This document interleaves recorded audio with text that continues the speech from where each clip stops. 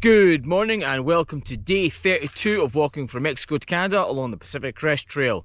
My name is Prime and I'm walking 2,650 miles to raise money for Combat Stress, a charity that helps out our military veterans and focuses on their PTSD.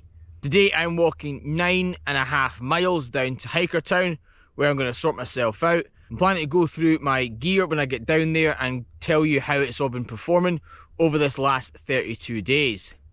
I'm also going to get a rest, and about 5:30, 6 o'clock tonight, I'll be pushing out for the famous night walk over the LA Aqueduct. Right, let's get down to Hikertown. Let's roll out.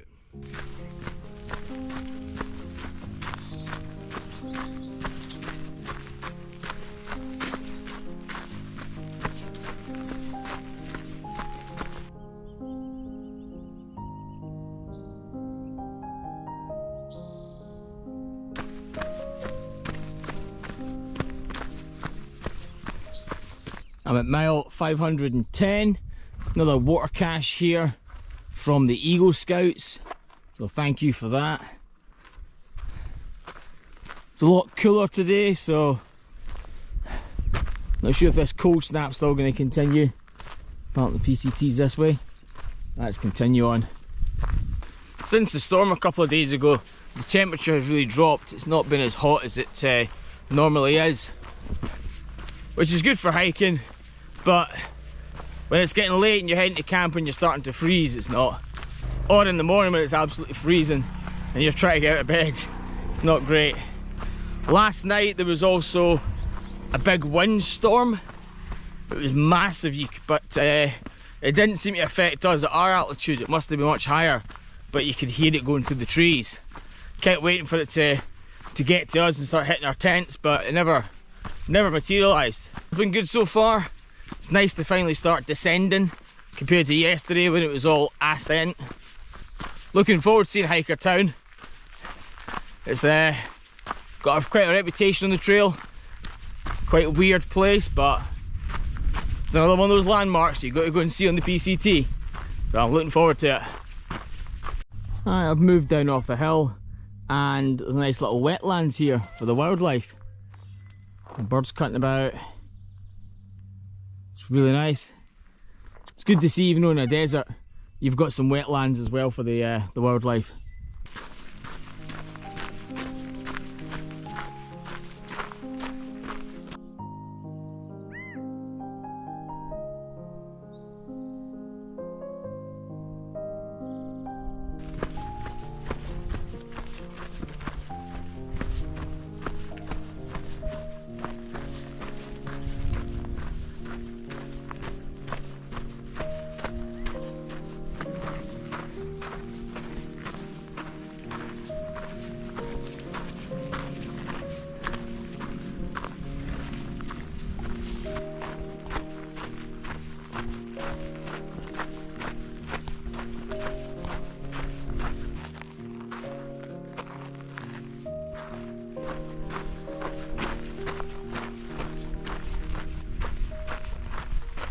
Just on the last stretch toward Hikertown.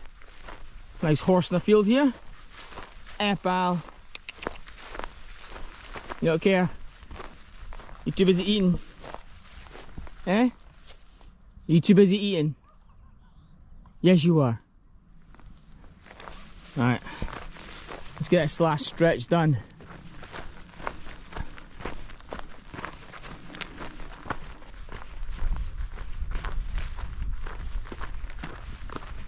Hey, a little butterfly. Right now I'm just walking the trail and I'm surrounded by butterflies everywhere. I'm hoping they're being picked up on camera.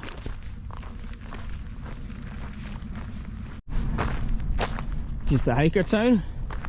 Need to get an opportunity to get across the road. I wonder if this is it. Looks like a lot of hikers or people have walked up this bit, so we'll find out.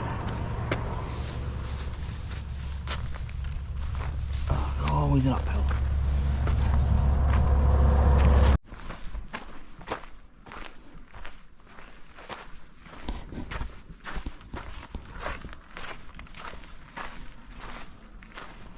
It's really quiet. Oh, look. ATM machine. Not sure it's working now.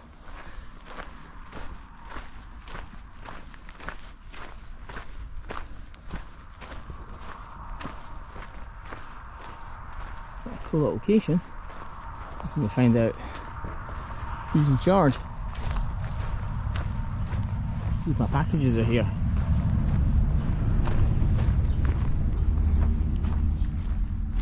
So Hiker Town has all these little rooms made up, all different themes. So you can stay in these if you need to.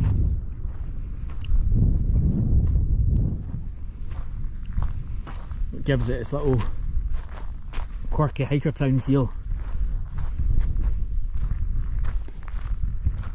A nice area there in the shade, and they've got power as well.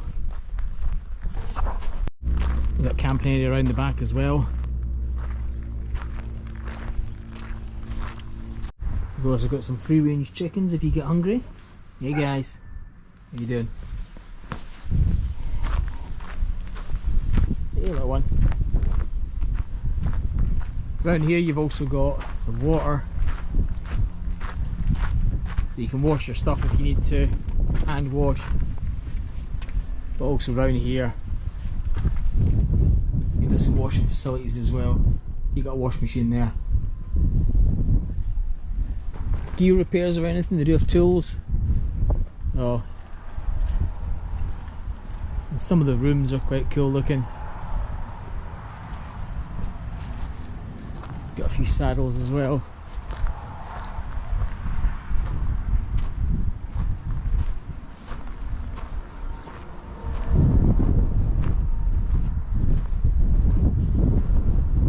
Yeah, it's not a bad stop.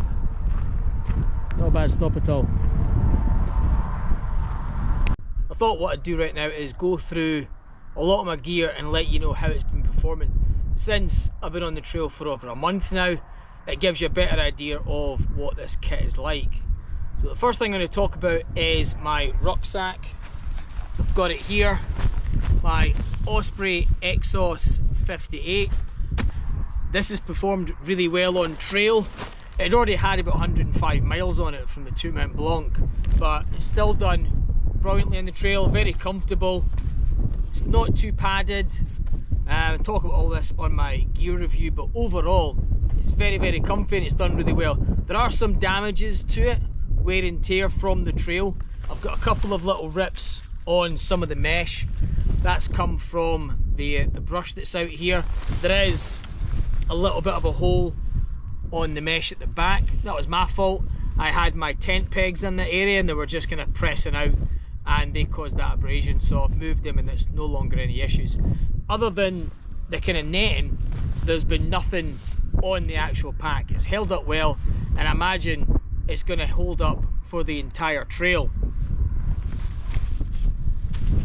My tent as well, my MSR Freelight, it's done really well. I've had it just with the inner setup, I've had it with both the inner and the outer setup. Still performing really well. It's been in high winds. Fantastic little tent. Yes, it's a little bit heavier than some of the Dyneema tents that are out here, but a semi-freestanding tent has allowed me to tolerate greater winds than those trekking pole tents. It's much easier to set up on any terrain. So this has been doing quite well. I want to talk about my MSR Groundhog stakes. Now these are pretty big, and when you add them up against the Groundhog minis, you think minis might be a better choice. No, these have been invaluable out here, especially for the different types of ground. There have been some areas where I've had to push these in pretty much all the way to actually keep my tent stable, so the minis would never have lasted. You need the length of these in some of the ground we've got. So these have been brilliant out on trail. Clothing wise, I have my lightweight running top. On my gear review someone said you'll ditch this. No, I'm not. I have wore this on many occasions when it gets really cold, especially up Santa Cinto. I think for the full 3 days I was on Santa Cinto, I wore this. I've wore it on Bale and Powell afterwards. I've wore it on cold mornings and really cold nights. And more than likely I'm going to be wearing this on the night hike tonight because the temperatures are going to get down. So, lightweight, windproof top, absolutely great. So I've got my puffy as well from Decathlon. This has performed really well in the severe cold and when it's been a bit chilly at night in my quilt. I've also been throwing this on as well.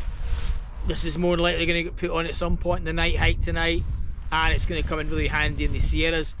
You think in the desert you would need something as nice as a puffy, but there's been a few nights that yes you have. And last night when I was hiking down to camp, I absolutely needed it. There was an icy breeze coming in, and I threw this on for the last mile or so, and it made that little bit of a hike just that little bit better.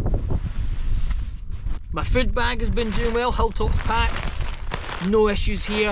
I've had no animals try to get into my tent. I've had nothing. This has been a great food bag, and it's allowed me to store my food in one place, not have to worry about any animals coming in. If I need to, I can string it up on a tree, but I haven't had to do that, so this has been performing really well.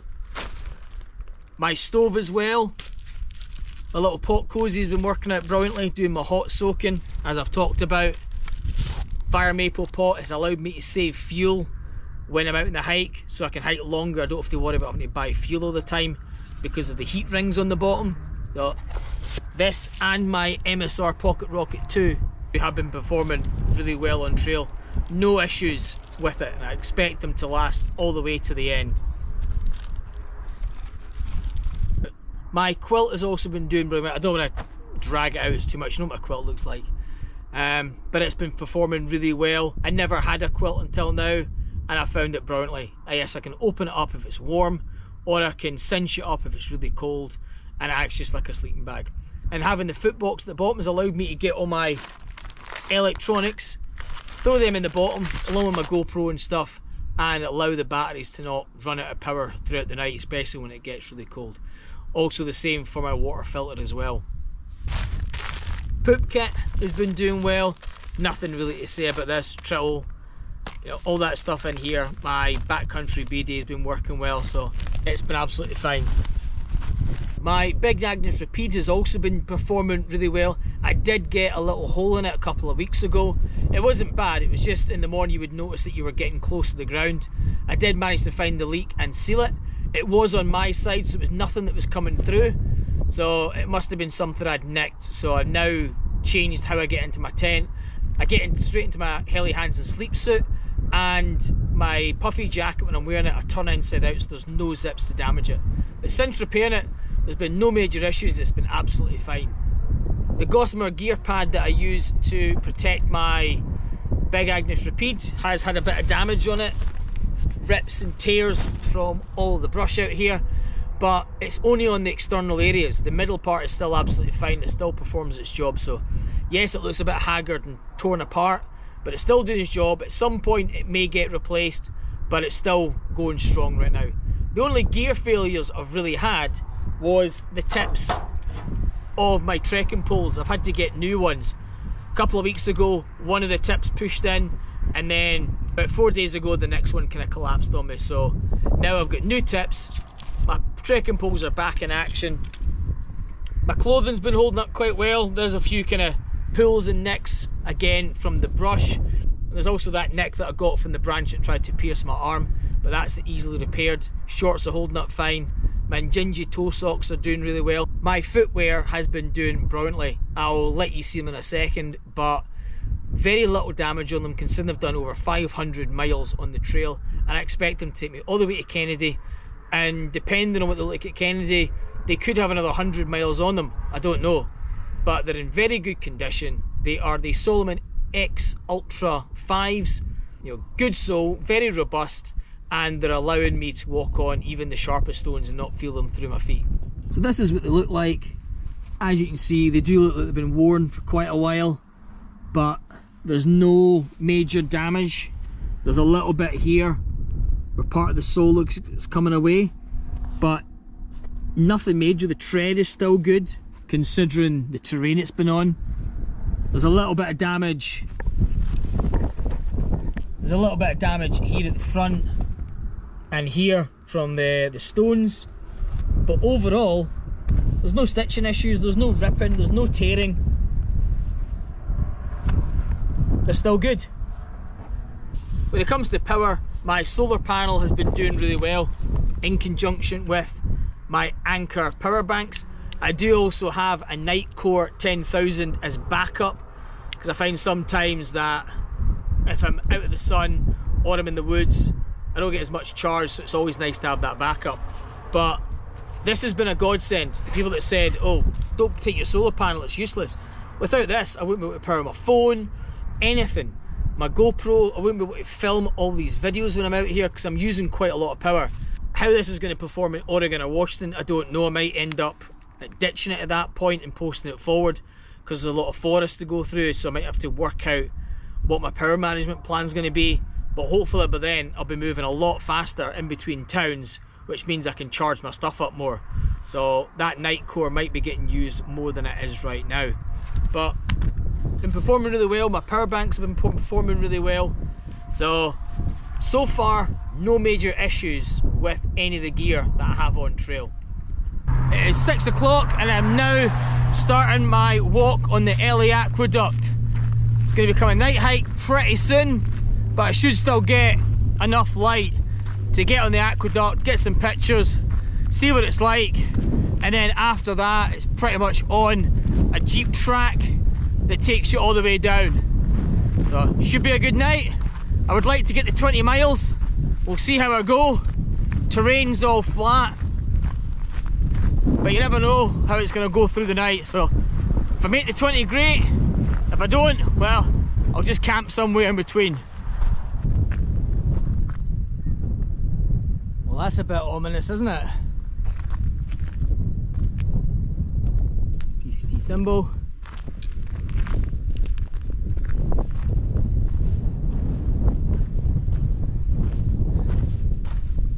I believe this is the start of the LA Aqueduct. I think it's cool enough to do this in the daytime. However, it is famous for the night hike, so I'm not going to waste any time hanging around here in Hikertown, staying a night when I've only done 9.5 miles.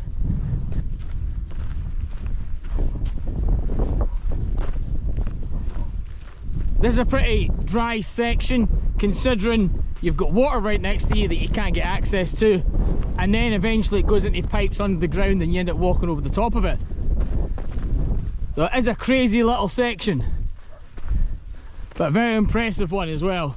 So this should be it now. I'm turning across the aqueduct. You should start going in the pipes soon. It's probably the last time I'm going to see this much water for a while, until I get to the Sierras. It's nice to walk on flat ground, it really is. You miss it so much after climbing hills and mountains and more hills and more mountains. Looks like this is where it gets forced underground into the pipes that I should be walking on next. So I'm now walking on top of the LA Aqueduct. All the water in this pipe is heading to LA. Incredible invention. There is a decent track next to me, which I will get on, but you have to do it. You have to walk on top of the aqueduct.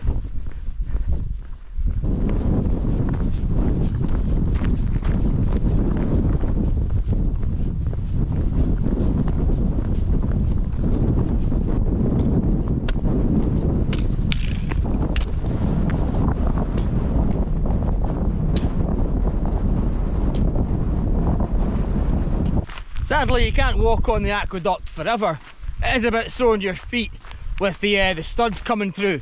They're not the kind of flat studs, they're kind of sharp, so they start pushing into your shoes. But it was nice to spend a little bit of time up there, walk on the aqueduct. But if I want to get some decent miles, I need to get on the decent track and push for it. This looks quite cool. It looks like you can tap right into the water tanks, maybe for farm vehicles or fire engines if they need to put any blazes out. They must have access to it because there's padlocks. There is a tap here as well.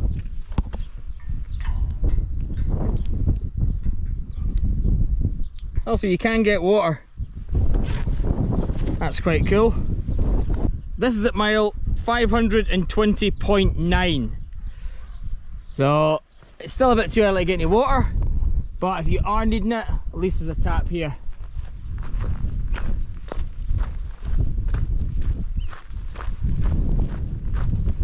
pretty much losing the sun right now. It won't be long until it goes over the hills, and then into dusk. I probably still have 30 to 40 minutes of usable light, and after that it's the head torch and pushing on through the dark.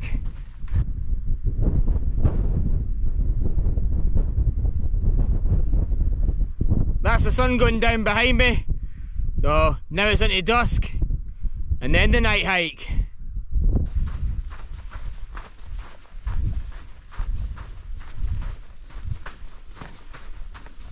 So right now I'm at mile 523.1. There is some water cached here. Once you turn and you hit this concrete area where the aqueduct is underneath, there's a wee water cache here. So if you are struggling, there's water here. Hopefully that means there's more further on as well. So I am now at mile 529.3. There is a little water cache here just off the trail. Still some left, not a lot, but at least there's some more water here if anyone needs it. Being out here feels like I'm out on some military patrol through the dark. The only difference is I'm on my own. There's no team with me, so it's more like a little bit of escape and evasion, bit like Chris Ryan when he's doing escape and evasion in Iraq during the Bravo 20 incident. I said, I've not got anyone chasing me. Still in the middle of nowhere. There could be wildlife and everything out there, but I'm a noisy Scottish jock. Hopefully that puts them off. Trail's simple, it's nice road right now that I'm just walking on. There's been a few cars that have passed, but it's relatively quiet now. It's 9:15. I'm making good speed and I'm just going to keep pushing on. That's almost 12 o'clock and I've done over 17 miles tonight. Still got a bit more to get to 20, but I'm going to end the video here and I'm going to continue to push on. I'm on a good track and I'm now in the wind farm area, so not much further to go. Then I'll hopefully find a little gully to get into and wrap myself up and wait for morning. So today I did 9.5 miles this morning and then over 17 tonight. My brain's not working right now, so I can't add it up, so I will put it somewhere on the screen to let you know, but I'm going to push on and get to the 20-mile point. If you like the content, please like, share and subscribe, and above all else, help out combat stress. And I'll see you in the morning for another day on the PCT.